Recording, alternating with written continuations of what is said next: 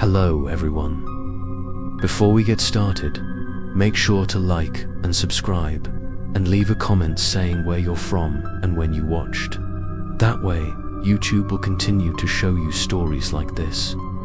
Now, let's get started. Asterisk, my name is Daniel, an ordinary office worker living in a quiet apartment complex on the outskirts of the city. Every day, my job is nothing special, just paperwork, meetings, and late evenings. Life is repetitive, sometimes boring, but at least I always believe it is safe. I never expected that just one late-night trip to the underground parking garage would change my life forever. That night, it was almost 11 o'clock when I left the office. It was drizzling outside, and the road home was eerily deserted. I drove into the familiar underground parking garage under the apartment building, where the fluorescent lights flickered faintly on the ceiling covered with cobwebs. The underground parking garage was always quiet, with only the echoes of footsteps and the clanging of metal as vehicles passed by. But that day, as soon as I got out of the car, I felt something was wrong. The air in the basement was unusually cold, as if someone were opening the door of a giant freezer. I pulled my coat tighter and walked faster toward the elevator. Each of my footsteps echoed, but there seemed to be another strange sound chasing after me, gentle but patient. I stopped, listening. There was nothing but suffocating silence. I smiled faintly, telling myself that maybe I was imagining things because I was tired. A few meters from the elevator, I saw a figure standing behind a concrete pillar. I stopped. In the dim light, the figure was clearly a tall, thin man wearing a dark coat. He stood motionless, as if he had been waiting for me. My heart pounded in my chest. I had never seen that face in this apartment complex. I cleared my throat, trying to stay calm, and asked out loud, "Who are you?" The man did not answer, just walked slowly out of the darkness. The yellow light illuminated his face. It was a strange face, but his eyes, they stared at me as if I had known him for a long time. And then he smiled. It wasn't a friendly smile, but something cold, strange, that sent shivers down my spine. The most terrifying thing was when he spoke. He called my name, clearly, coherently, as if he had known me for years.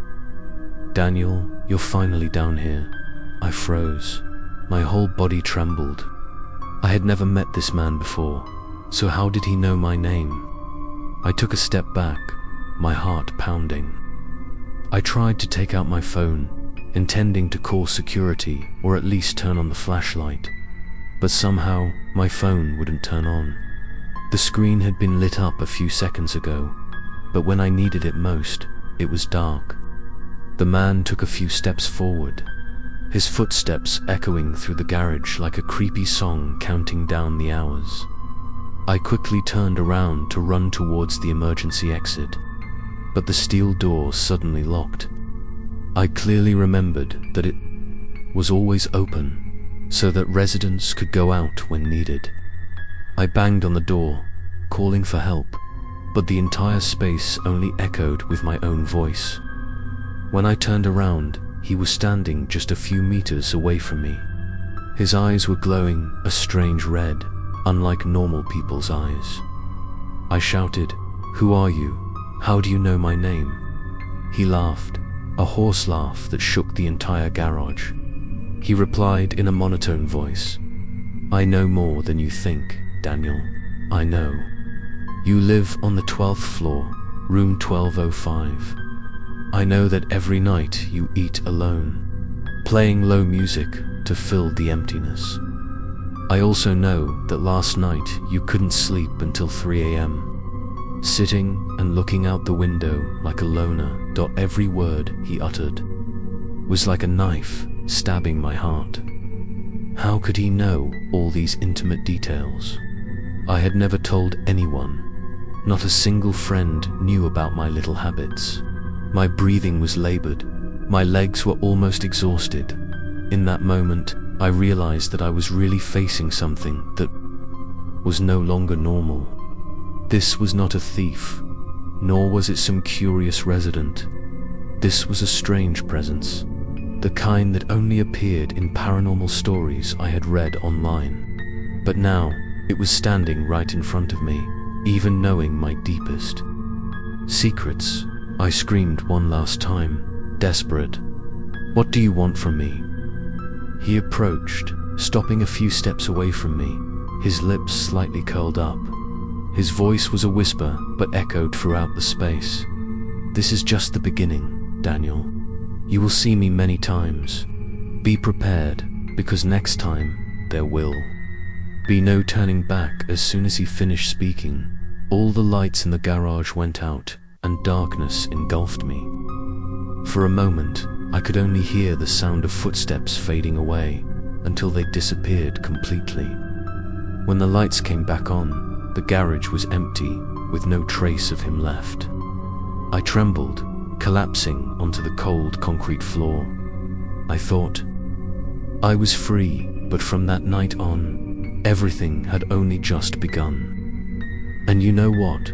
What happened next was even more terrifying. Something you would never expect, ... Watch the next episode to find out what horrors were waiting for me in the darkness.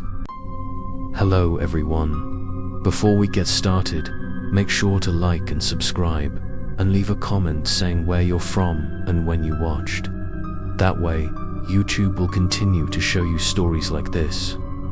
Now, let's get started.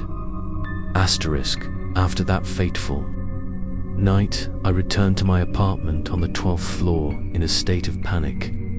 Every step I took down the long, quiet hallway, I always felt like someone was following me, watching my every move.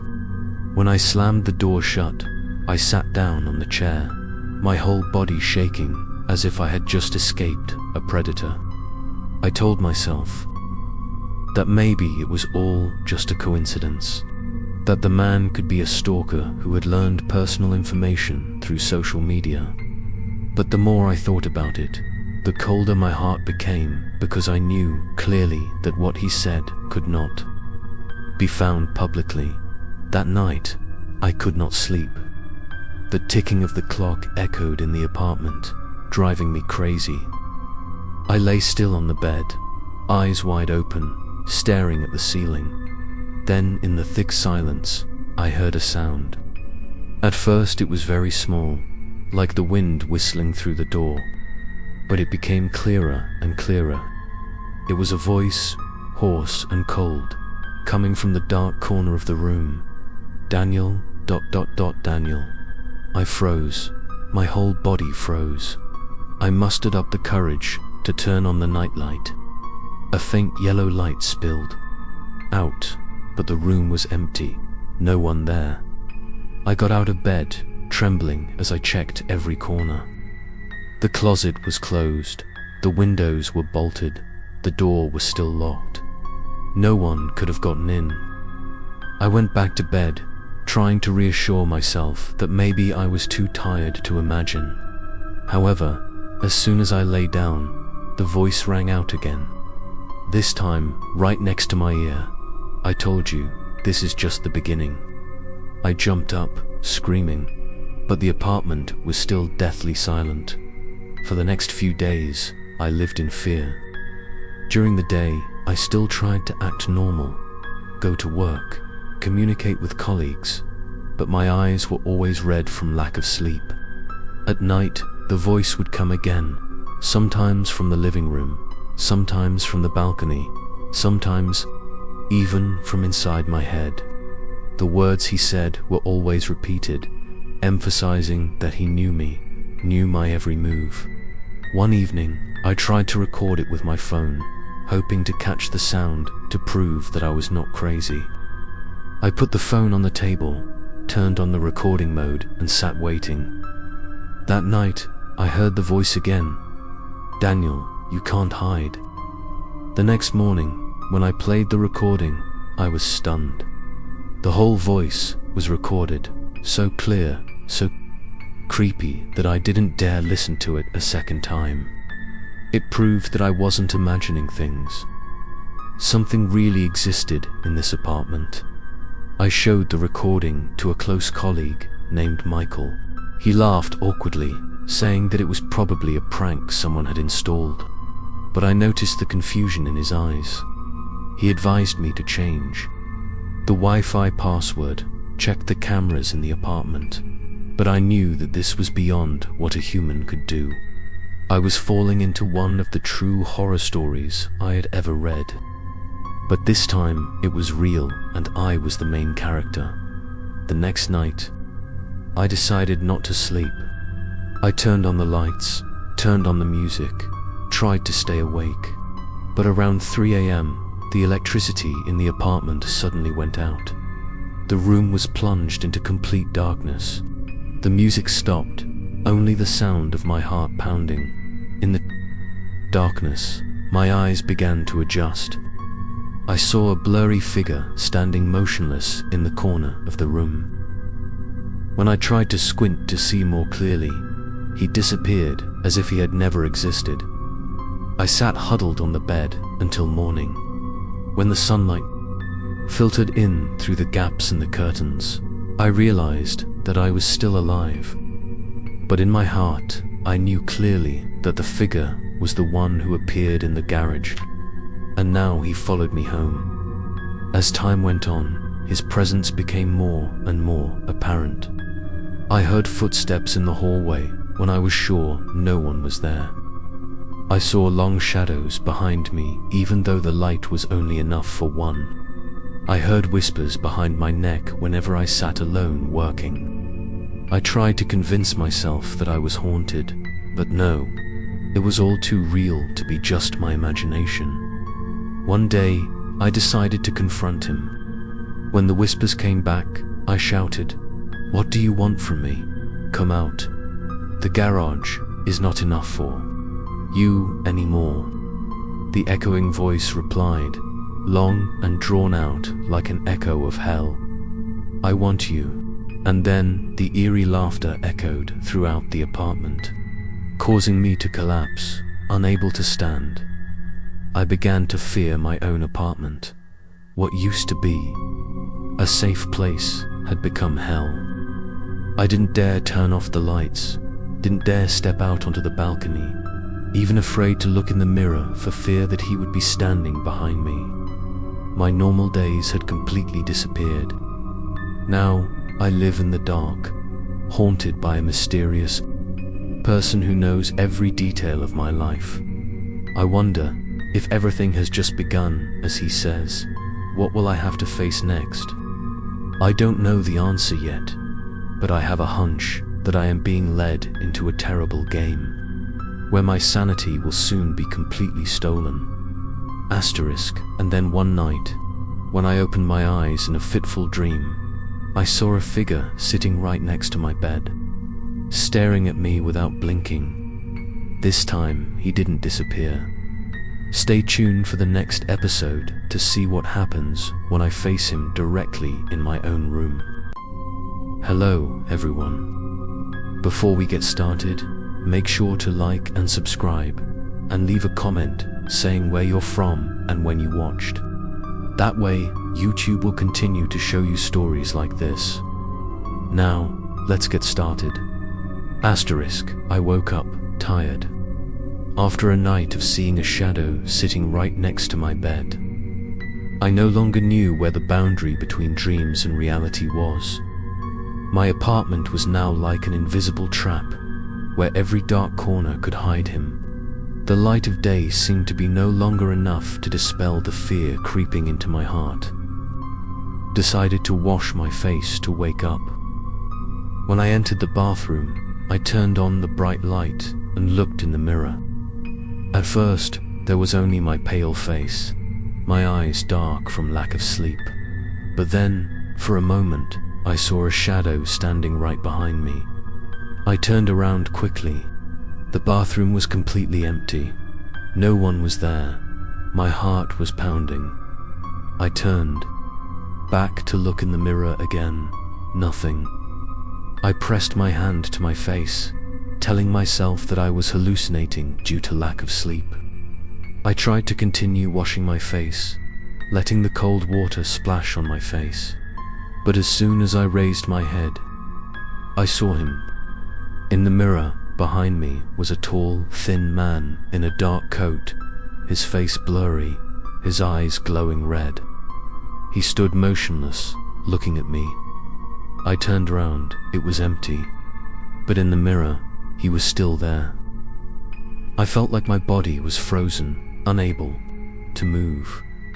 His lips moved slightly in the mirror, but no sound came out. I held my breath, my eyes fixed on that image. Then a whisper rang out in my head. "I am always behind you," I screamed, hitting the mirror hard. The mirror shook, cracking a long line. His image disappeared. I collapsed to the floor, panting, sweating as if I had run dozens of kilometers. For a moment, I thought about leaving the apartment immediately, but part of me knew that wherever I went, he would follow. In the following days, his appearances became more and more frequent. Not just in the mirror, but in the reflection on the TV screen when it was off, on the glass door frame when I walked down the hallway. Every time I saw him, he was standing in the same place, right behind me, motionless, but his eyes were fixed, as if he were holding my soul captive. I began to lose control. I didn't dare look at any reflective surface anymore. I covered the bathroom mirror with a towel, avoided looking in the elevator mirror, turned off all the screens when I wasn't using them. But it seemed that the more I avoided him, the more he wanted to appear. In my sleep, I dreamed that I was standing in front of dozens of broken mirrors, and in each of them he was smiling at me. One evening, while I was sitting in the living room, the TV screen suddenly turned on without me touching the remote. The black screen reflected the room. I saw myself huddled, but right behind me, and the reflection was his figure. I turned around, still no one. But on the TV, he came closer, his hand reaching out to touch me. I panicked and threw the remote at the screen, causing it to shatter and go dark. I knew I couldn't go on like this. I went to a priest in a nearby church and told him about the shadow that was always following me. He listened, advised me to pray and keep my faith. But even as I sat in the church, I could clearly feel someone's eyes watching me from behind the stained glass windows. My faith was eroded every day. My body gradually collapsed. I lost weight rapidly. My face became haggard.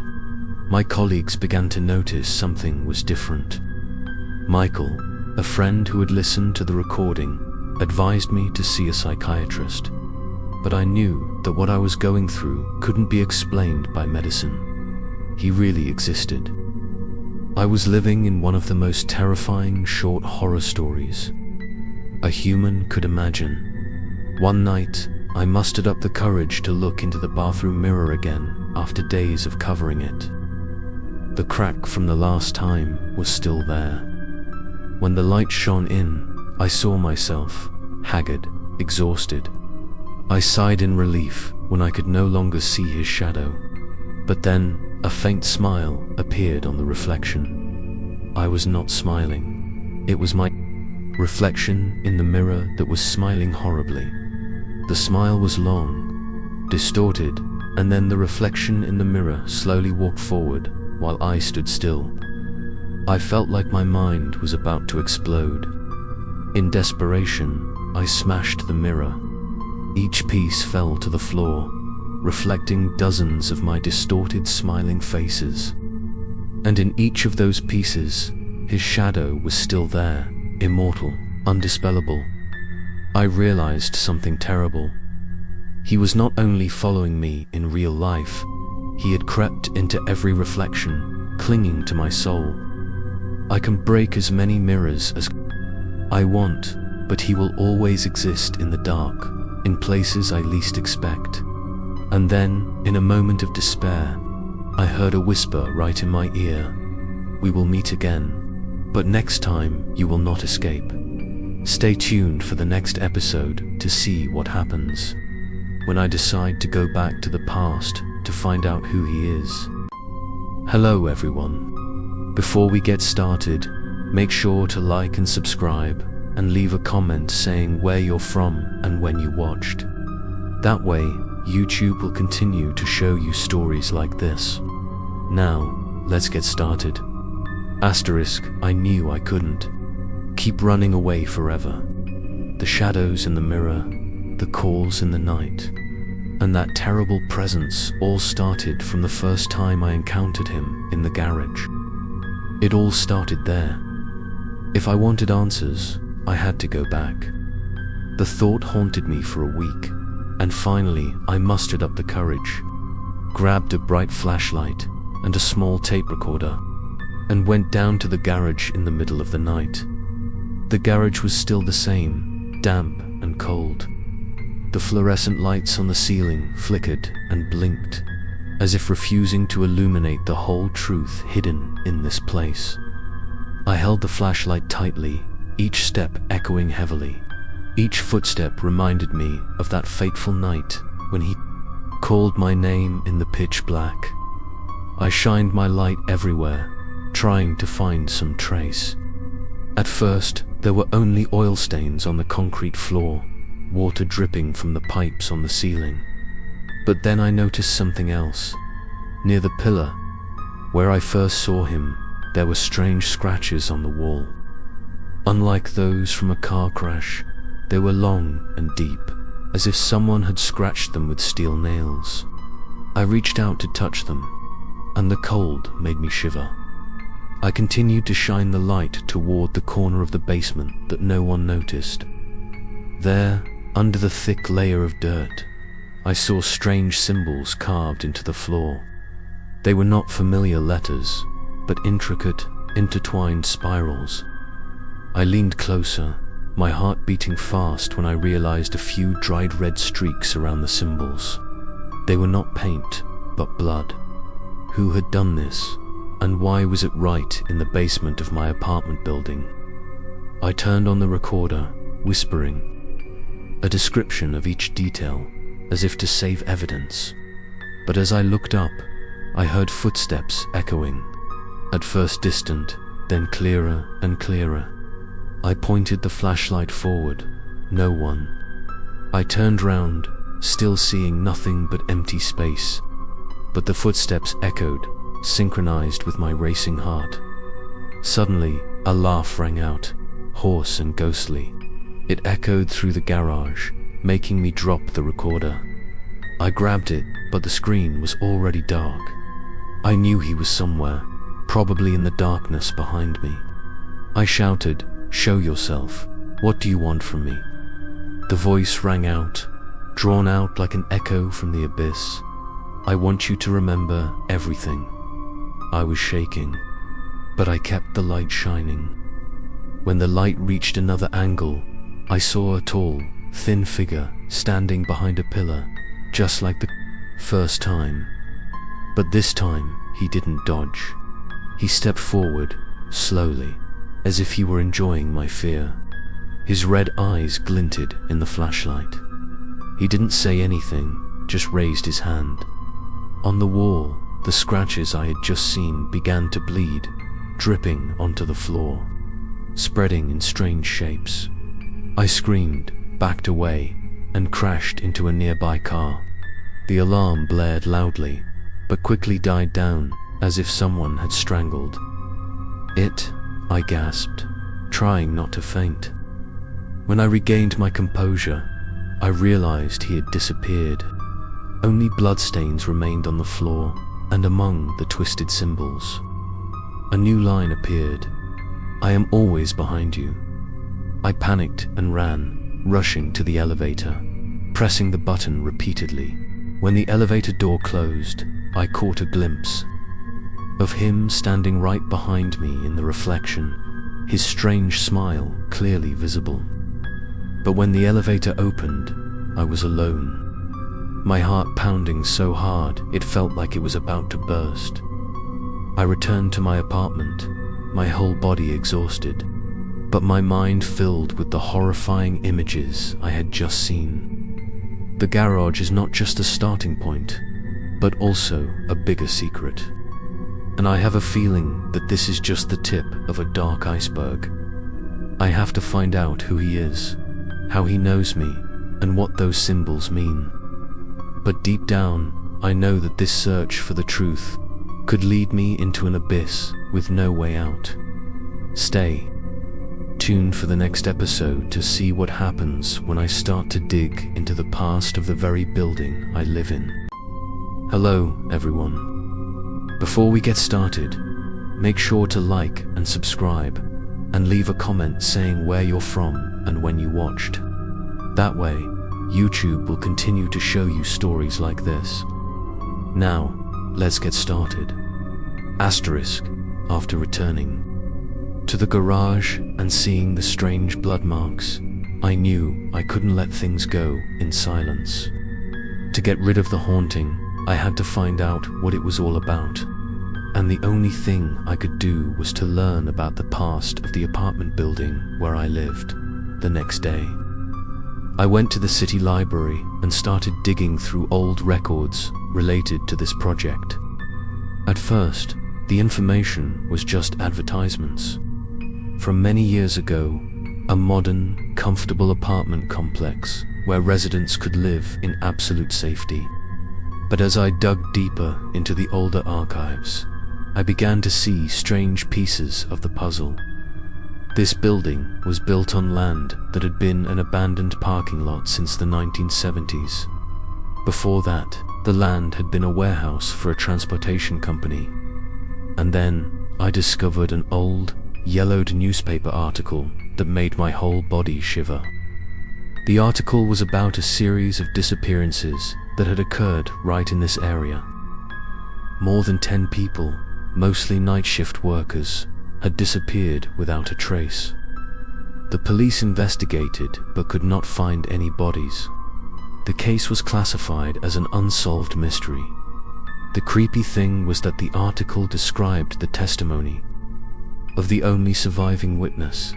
He said that he had heard his name being called out in the cargo hold, and every time he turned around, he saw a tall, thin man with a pale face and strange red eyes.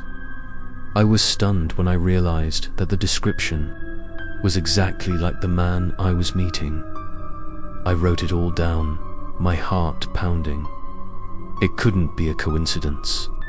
Something from the past had haunted this land, and the building I was staying in was just a new shell covering the ghost of history. I returned to the apartment management area and asked an elderly employee. At first she avoided me, but when I mentioned the symbols on the basement wall, her face immediately turned pale. After a moment of hesitation, she confessed that since the building was put into operation, many residents had complained about hearing strange footsteps, seeing shadows in the mirror, or feeling someone standing behind them even when they were alone. All complaints were suppressed by the management to avoid causing panic. She whispered to me, "There are things that do not belong to this world, but they have been here for a long time. You should not investigate too deeply, or there will be no way back." Those words made me even more afraid, but at the same time urged me to know more. Why did he call me by my name? Why did he know the details of my life? What do I have to do with those who disappeared in the past? That night, when I returned to the apartment, I searched through the documents I had copied. I paid attention to the list of missing people. Among the unfamiliar names, I found a familiar name: Joseph Carter.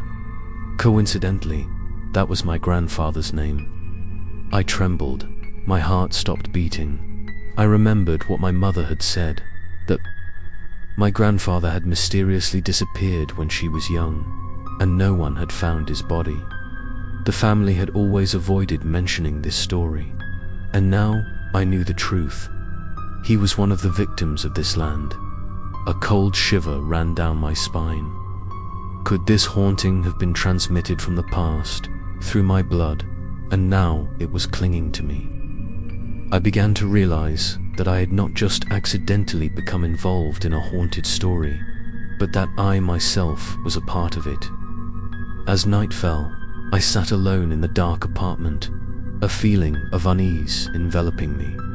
Suddenly, the lights flickered and then went out. In the darkness, I heard a whisper, this time clearer than ever. Joseph, Daniel. We will never leave this place. I screamed and rushed to turn on the light switch. The light returned, but right on the living room wall. Bloodstains seeped from the cracks, clearly written, "We are one." My whole body trembled, unable to distinguish between what was real and what was imaginary. The past of this building and my fate had long been tied together. It was just that I had just realized it now, and I understood that the nightmare was just beginning. Stay tuned for the next episode to see what happens when I decide to seek out other residents to find the truth. Hello everyone. Before we get started, make sure to like and subscribe, and leave a comment saying where you're from and when you watched. That way, YouTube will continue to show you stories like this. Now, let's get started. After discovering that my grandfather had been one of the mysterious missing people in this area, I knew I could no longer remain silent. The scattered clues in the past seemed to be urging me to piece together a horrifying picture. I decided to reach out to other residents in the building to see if they had experienced the same thing.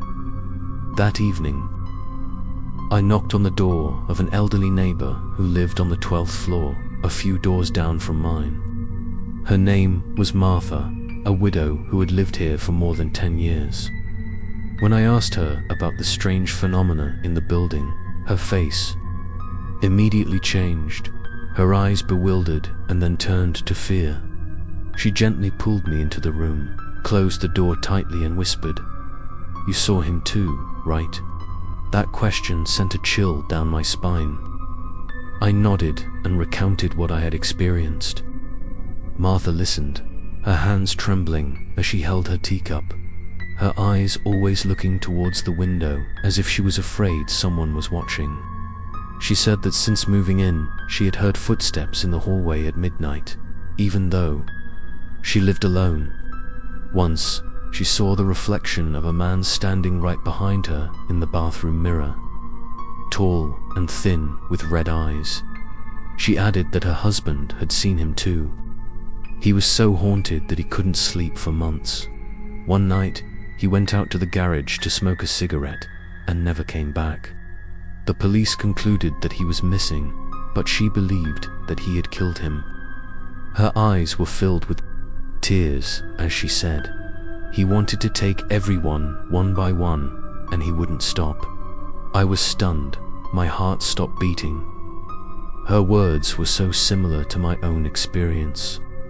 Could it be that all the residents here were being watched by him? Martha added tremblingly, "There were strange symbols carved in the garage. I had seen them too, but no one dared to mention them." The more curious someone was, the sooner that person would disappear. Leaving her room, I continued to ask a few other people. A young couple on the 10th floor said that they had heard knocking on the door at 3 a.m. many times. But when they opened it, the hallway was empty. Their young child had cried out because he said there was a strange man standing at the head of the bed, staring at him. They even planned to sell their house and leave, but because the price was too low, they had to stay. The more I listened, the more I realized that I was not alone.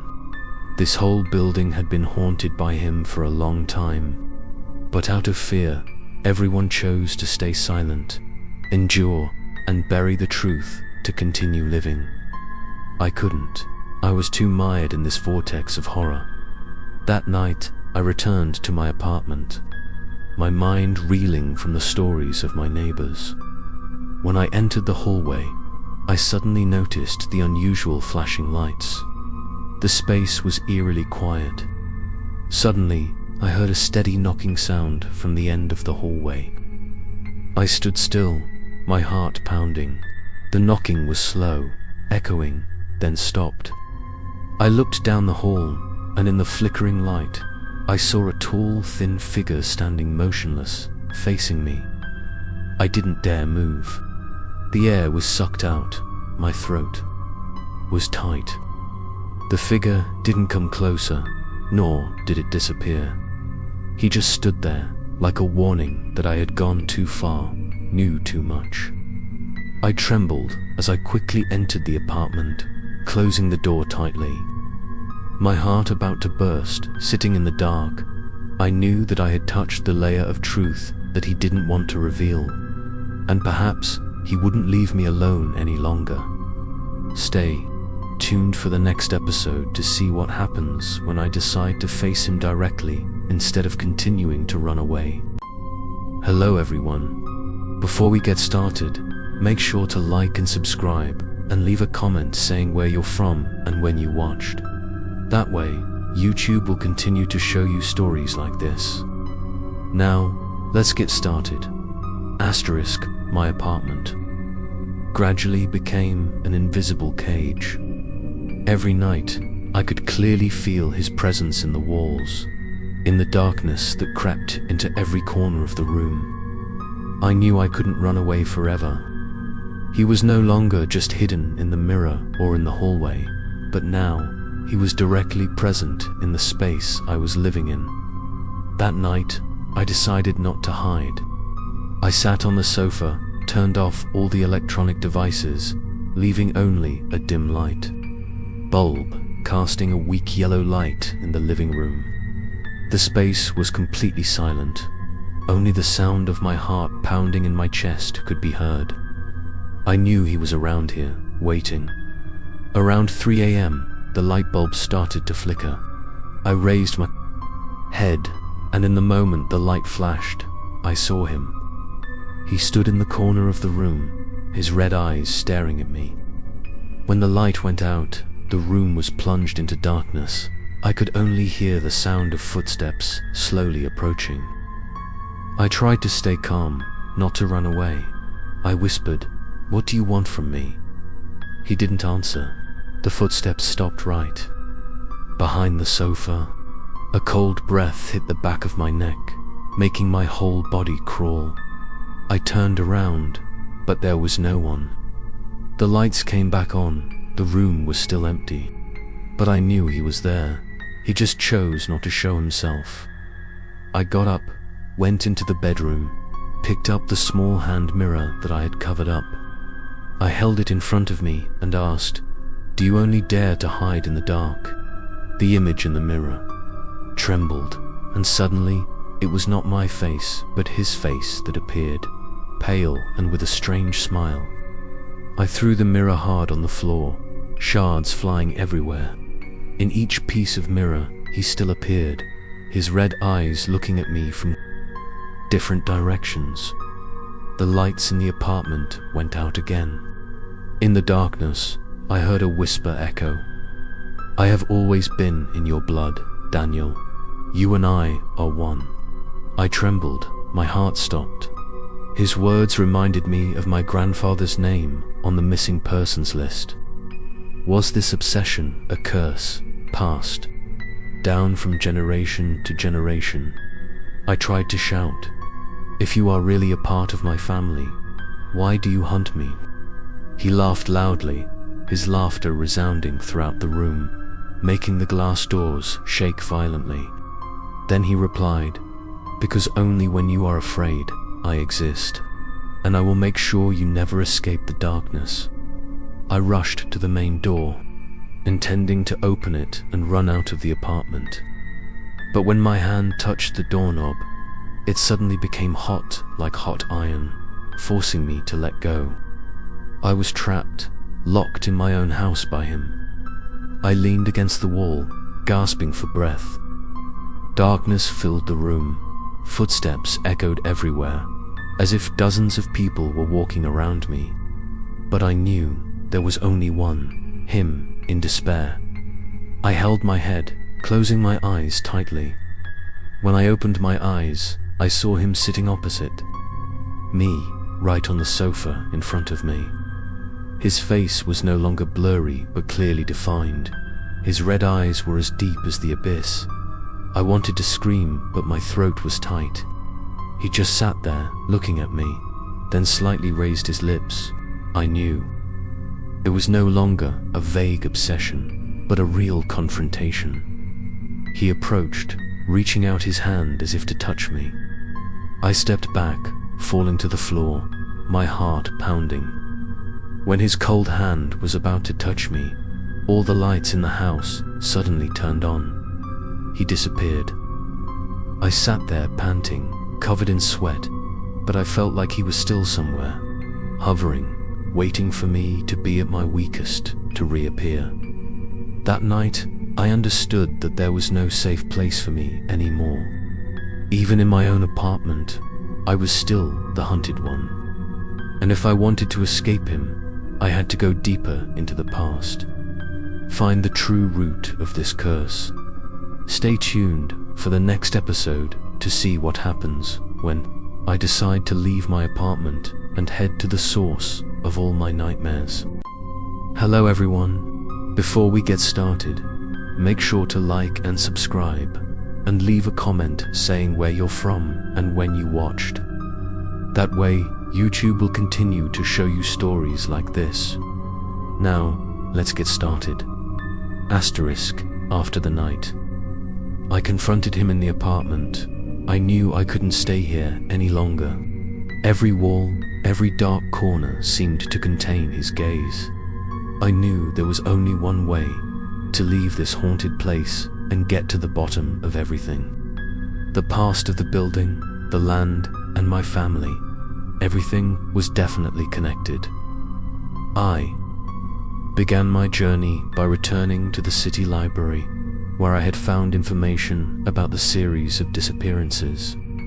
This time, I asked for access to deeper archives, even police records. After much bureaucracy, I was led into a small room filled with old files, yellowed papers, and thick, dusty notebooks. I flipped through each page, each record, each piece of information made my heart ache. Among the missing workers from back then, many had left testimonies that they had been called out in the dark before disappearing. Some records said that they often saw a tall, thin figure hanging around the warehouse area. Everything matched eerily with what I was experiencing.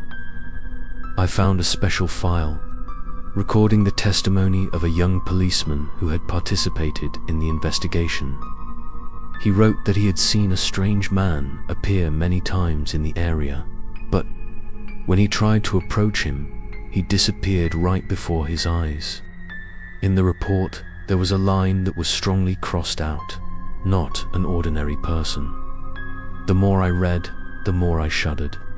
He had existed here since before I was born, even before my grandfather disappeared. He did not age, did not change, always kept the same appearance, an entity beyond human understanding. As I was absorbed in reading, the light in the room suddenly flickered. I looked up, my heart clenched. In the frosted glass at the end of the room, I saw a tall, thin figure standing there. His red eyes glowed in the darkness. I blinked, and the image disappeared. I took a deep breath, telling myself that maybe I was just too nervous. But deep down, I knew that he had followed me all the way here. I continued to learn more about the land. Before it became a warehouse, this place used to be an old cemetery. Dozens of graves were moved to build a warehouse, but many of them had no remains. The people around the area protested, but the project still went ahead. I realized that this could be the root cause of why this place became a cursed land. I searched for more information about my family. After checking the residential records, I discovered that many of my distant relatives used to live around this area and also mysteriously disappeared, all without a trace. I began to understand that this curse was not only aimed at my grandfather, but at my entire family. And now, it was my turn to suffer. That night, I decided to stay at a small hotel instead of returning to the apartment. I hoped to escape him for at least one night, but even in my hotel room, I was uneasy. In the middle of the night, I heard a knock on the door. 3 times, then silence. I held my breath, not daring to open it. But in the mirror on the wall, I saw his shadow standing right in front of the door, motionless, staring at me.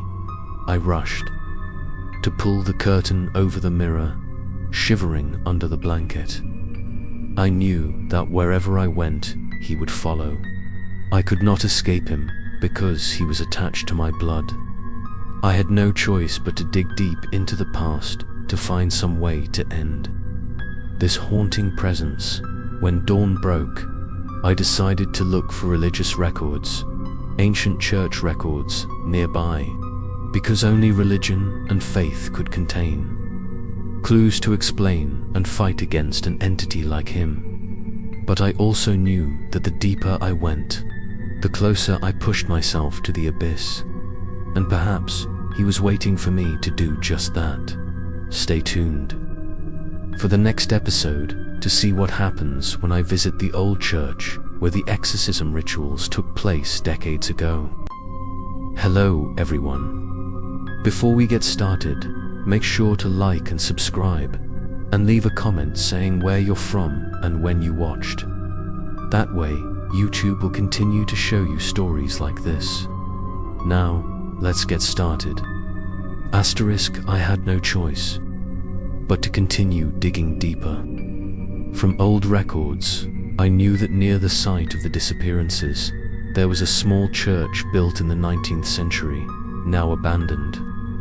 It was said that the place was once a place where a priest performed exorcism, rituals to restrain a ghostly entity. If he really had something to do with this land, perhaps I could find clues there. That night, I took a flashlight and a tape recorder and drove to the abandoned church. The road leading there was deserted. The rows of broken, dry trees stretched down like black hands, reaching out to hold on.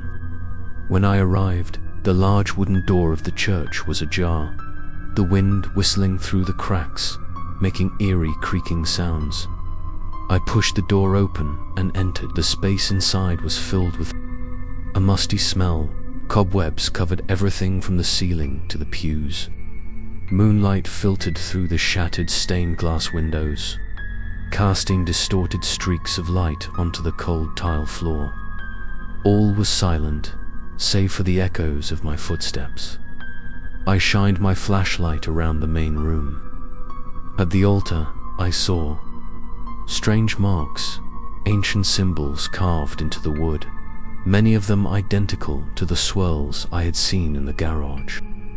I touched them with trembling hands, a chill running down my body. Suddenly, I heard whispers echoing from deep within the church, like many voices at once. Turn around, leave this place now. I turned around, the flashlight beam sweeping across the empty pews. No one was there, but the whispers continued, becoming clearer and clearer, as if coming from the walls themselves. I recorded everything, my hands shaking. As I went deeper, I found a small room behind the altar. The wooden door was locked, but rotten. I pushed with all my might. The door swung open, dust flying up. Inside was a small, dark chapel. A broken cross hung on the wall, and a large circle of symbols, surrounded by long burned candles, was on the floor. I knelt down and looked, my heart pounding. This had clearly been the site of a sealing ritual. I read the Latin inscriptions around the circle. Although I didn't understand them all, I recognized a few words that referred to binding and preventing. He had been sealed here. And perhaps, for some reason, the ritual had been broken, setting him free to haunt us all. As I watched, the temperature in the room suddenly dropped. My breath came out in puffs of white smoke. The flashlight flickered. Then in the mirror hanging, tilted on the wall, I saw him. A tall, thin figure stood right behind me, his eyes glowing red. I turned around, the room was empty. But in the mirror, he was still there, getting closer and closer. I threw the mirror on the floor in panic. The sound of broken glass echoed. At the same time, a hoarse laugh echoed throughout the room, as if dozens of people were laughing with him. I covered my ears and screamed, but the laughter grew louder, drowning out my heartbeat. In a panic, I grabbed the recorder and ran out of the church. As soon as I stepped outside, the wind blew fiercely, and the door behind me slammed shut. I gasped, my whole body trembling. But deep down, I knew that this church held a big secret. He had been bound here, and now I needed to know who had broken the ritual.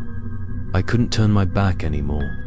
Even though I was scared, I knew I had to find the truth, even if it meant facing him face to face again. Stay tuned for the next episode to see what happens when I decide to meet the person who holds the secret key to this sealing ritual.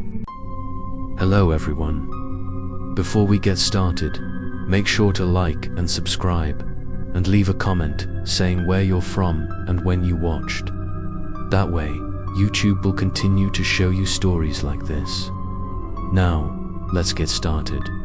Asterisk, after leaving the abandoned church with a trembling heart, I knew I couldn't understand everything on my own. The sealing ritual had existed, and someone had broken it. I needed to find the person who had witnessed everything from long ago. Through old records and a few whispers, I learned a name, Father Thomas, an old priest who had served in that church before it closed. Rumor had it that he was still alive, living in seclusion in the suburbs, not wanting to talk about the past. It took me days to find his place. It was a small wooden house on the edge of the forest, far from the city, as if he were deliberately avoiding humans. When I knocked on the door, a thin old man with sunken eyes opened his mouth. As soon as he saw me, he stopped, his face pale, and then he whispered shakily, "I thought you had disappeared with him." Those words stunned me. I quickly explained that I was Daniel, the grandson of one of the missing workers. I told him about my experiences, from the shadow in the garage, the call in the night, to the abandoned church and the sealing ritual. Father Thomas was silent for a long time, then invited me to sit down at the old wooden table. He poured tea, his hands shaking. He began to tell, more than 40 years ago, the church where he served became the center of fear. People in the area constantly reported being followed, being called by name at night. A tall, thin figure with red eyes appeared everywhere. Many people disappeared without a trace. At that time, he and several other priests were assigned to perform a sealing ritual to trap that entity. He said the ritual was partially successful. They bound him in a sealing circle right in the small room behind the altar. For many years, he did not appear again. But then, an incident happened. A group of curious people broke into the church, playing with the symbols and sealing circles. Just one night later, the raucous laughter echoed in the area again. Those people disappeared, and from then on, he was free again. I listened and my heart beat wildly. I asked, "Then who is he?" The old man looked at me, his eyes filled with fear and pity. He is not human. He is the remnant of the restless souls when the old cemetery was dug up. Dozens of souls combined, becoming an entity that craved to spread fear, and he needed one thing to survive: human fear. I shuddered. I remembered what he had said to me: "Only when you are afraid, I can exist." It all matched. Father Thomas continued, "And you, Daniel, you were chosen because of the blood bond. Your grandfather was one of those he targeted. That bond was passed down through your blood. He will not stop until he takes your soul." The air in the room seemed to thicken. I asked in despair, "Is there any way to escape him?" Father Thomas was silent for a long time. Then he sighed. "Yes, but it is very dangerous. The sealing ritual must be performed again, this time with a sacrifice linked to the cursed bloodline. That means you will have to face him directly in the circle with no way back." I swallowed hard, my whole body trembling. The solution was no different from a death sentence. But if I did not do it, he would continue to haunt me and the others in the building. I looked into his old eyes, clearly seeing the despair of the past. Before I left, Father Thomas took my hand, saying in a trembling voice, "If you decide to do it, prepare yourself, because he will do everything to break your will.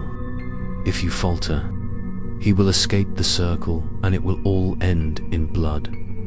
I walked out of the small house, the wind whistling through the trees. It was completely dark, the night covered. I had a feeling he was standing somewhere in the forest, watching my every move. I knew the choice was before me. I had to decide whether I had the courage to face him directly in a final ritual. Stay tuned for the next episode to see what happens as I prepare to enter the fateful sealing ritual. Hello everyone. Before we get started, make sure to like and subscribe, and leave a comment saying where you're from and when you watched. That way, YouTube will continue to show you stories like this. Now, let's get started.